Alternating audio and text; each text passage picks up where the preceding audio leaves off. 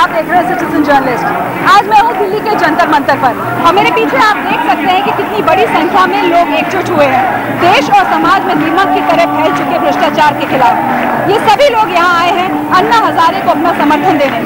अन्ना हजारे जन लोकपाल बिल को संसद में पारित करने की मांग को लेकर अनशन पर बैठे हैं।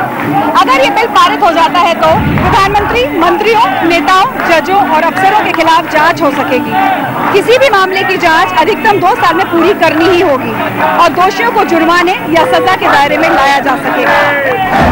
देश में सरकारी भ्रष्टाचार इस कदर बढ़ गया है कि माफिया ने अपनी समानांतर सरकारें खड़ी कर ली हैं। इनके जाल में फंसकर आम लोग मर रहे हैं, लेकिन प्रशासन को कोई फिक्र नहीं।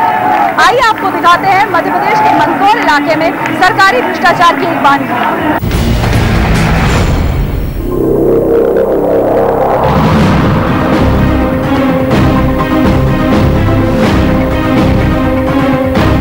स्लेट पेंसिल जो हमारे बचपन की सबसे अहम जरूरत है, लेकिन इस जरूरत को पूरा करने में लगे हजारों मजदूर एवं उनके परिवारजन प्रतिदिन मौत के साए में जीवन जीने को मजबूर हैं। मैं सिटीजन जर्नलिस्ट राघवेंद्र सिंह तोमर आपको इस कड़वी सच्चाई से आज रूबरू कराता हूं। मध्य प्रदेश का मंदसौर जिला, यहाँ की बड़ी आबादी निर्भर है उन पत्थरों पर जहाँ स्लेट पेंसिल का पत्थर निकलता है।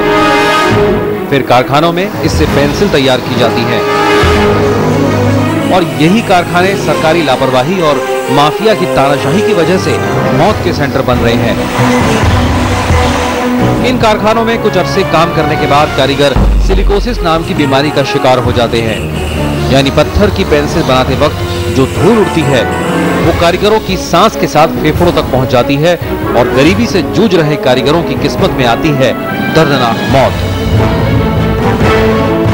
अब ये तो कब्रिस्तान इतना बड़ा जो मैं बता रहा हूँ मंदसौर में भी नहीं होगा। इतना बड़ा कब्रिस्तान? हाँ, इतना बड़ा कब्रिस्तान है। तो फिर भी आपने अपनी आंखों से कितने लोगों को आंखों से तो मौत के मुंह में जाते हो तो कम से कम 300 खान को तो देखा होगा। 300 लोगों को आपने सिलिकोसिस? हाँ, सिलिकोसिस है। जो यहाँ पर जो स्लेट पेंसिल वर्कर हैं उनमें ये सिलिकोसिस पाया जाता है। कंफर्म केसेस देखा जाए तो करीब 4 या 5 पेशेंट आते सिलिकोसिस से कंफर्म। वैसे जो स्लेट पेंसिल वर्कर हैं उनकी स्ट्रेंथ तो काफी है। सिलिकोसिस से बचने के लिए एहतियात बरतना जरूरी है। नियम के मुताबिक कारखानों में काम करने वालों के लिए मास्क पहनना जरूरी है, लेकिन इस कानून की किसी भी कारखाना मालिक को परवाह नहीं। अधिकारी समय समय पर इन कारखानों का दौरा करें तो हालात इतने बदतर ना हो, लेकिन अधिकारी तो वैध कारखानों पर भी नजर नहीं रख रहे हैं। फिर भला माफिया जिन सैकड़ों अवैध कारखानों को चला रहे हैं उन पर कैसे नजर रखी जाए? मैं कई बार अधिकारियों को सचेत कर चुका हूं कि वो कम से कम वैध कारखानों का नियमित दौरा करें, लेकिन मेरी अपील पर कोई सुनवाई नहीं हुई। करीब 20 साल में वैध कारखानों के 562 कारीगरों की सिलिकोसिस से मौत हो चुकी है, लेकिन अवैध कारखानों के कितने कारीगरों की मौतें हुई इसके आंकड़े किसी के पास नहीं है। सरकारी आंकड़ों के अनुसार इस पूरे क्षेत्र में 121 कारखाने संचालित हैं। मेरे पिछले 15 वर्षों के अनुभव और अध्ययन से सामने आया है कि यहाँ पर 250 से अधिक ऐसे कारखाने हैं जो अवैध रूप से संचालित हैं और सरकार इस पर कोई कार्रवाई नहीं कर रही है। कारखाने धड़ल्ले से संचालित हैं। वैध कारखानों में काम करने वालों को सरकारी अस्पताल में इलाज की मुफ्त सुविधा का दावा सरकार करती है, लेकिन कारखाना मालिक कारीगरों का पंजीकृत कार्ड तक नहीं बनवाते। स्लेट पेंसिल कॉम्प्लेक्स में 1500 मजदूर है। 1500 मजदूर में से मिनिमम 700 मजदूर के पास स्लेट पेंसिल कर्मचारी राज्य बीमा का कार्ड होगा। बाकी के 800-900 मजदूर ऐसे, क्योंकि उनके पास कोई डॉक्यूमेंट्स नहीं होते। अगर हम उनके लिए लड़ाई करते हैं तो हमारे पास ऐसा कोई सबूत नहीं हो पाता है कि हम उसको शो कर सकेंगे कि स्लेट पेंसिल का श्रमिक है। कार्ड न होने से एक नुकसान ये भी होता है कि सिलिकोसिस के मरीजों को सरकार की ओर से नियमित मिलने वाली बीमे की रकम भी नहीं मिल पाती, न ही मरने के बाद दी जाने वाली एक मुश्त 15,000 की रकम मिल पाती है।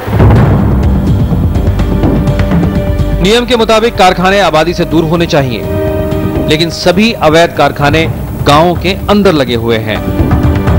आजीविका के लिए परिवार के सभी लोग इस काम में लग जाते हैं और बच्चों को भी पैकिंग के काम में लगा दिया जाता है। इन्हें किन हालात में काम करना होता है इसका जायजा लेने के लिए मैं आपको मुल्तानपुरा गांव लिए चलता हूं। अभी इस वक्त हम मुल्तानपुरा गांव के पास में हैं और यहाँ पर रास्ते में पहला कारखाना हमें नजर आ रहा है। यहाँ पर चूंकि बिजली नहीं है, किसी की आवाज़ नहीं आ रही है, ना ही कोई मशीन चलने की आवाज़ आ रही है, लेकिन हम अंदर चल के देखते हैं कि आखिर यहाँ क्या हो रहा है।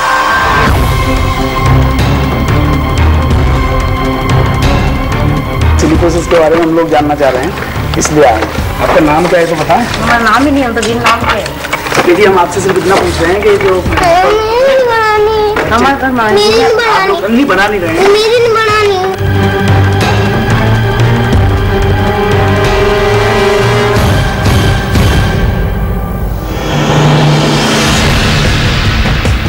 हम आगे बढ़े, लेकिन हमारे आने की खबर पूरे गांव तक पहुंच गई थी और जब तक हम पहुंचे तमाम अवैध कारखानों में काम रोक दिया गया।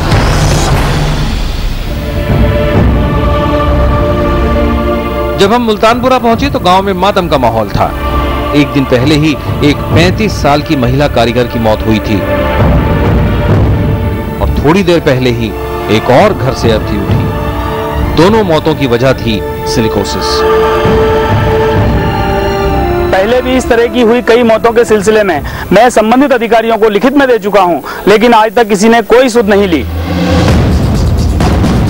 अधिकारी वैध कारखानों का दौरा कभी नहीं करते, लेकिन ये जरूर कहते हैं कि वो अवैध कारखानों को पंजीकृत कराने की कोशिशें कर रहे हैं। स्लेट पेंसिल उद्योग में जो भी मजदूर काम करता है उसके वेलफेयर के लिए हम काम करना हमारा दायित्व है।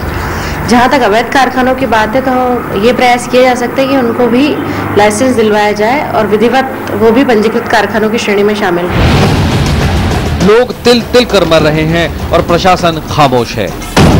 मैं इसके बारे में बहुत लंबे समय से आवाज उठाता रहा हूँ। मैंने लगभग हर उस महकमे में शिकायत की जिसका इससे संबंध है। आखिर अधिकारी क्यों कोई कार्रवाई नहीं करते? इस सवाल का जवाब लेने एक बार मैं फिर जिलाधिकारी के पास जा रहा हूँ।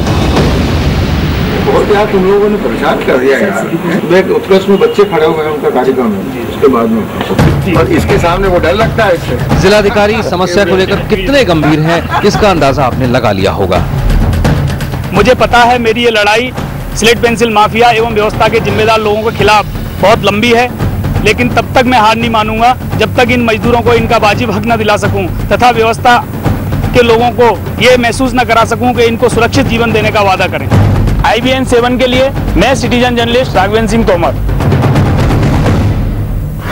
अगर संबंधित अफसर इन कारखानों में कानून लागू करवाने के लिए समय समय पर दौरे करते रहते तो हालात इतने खराब ना होते। आइए अब जानते हैं यहाँ मौजूद इन लोगों से कि भ्रष्टाचार के खात्मे को लेकर इनकी क्या राय है। भ्रष्टाचार की वजह हमारे अंदर है। हर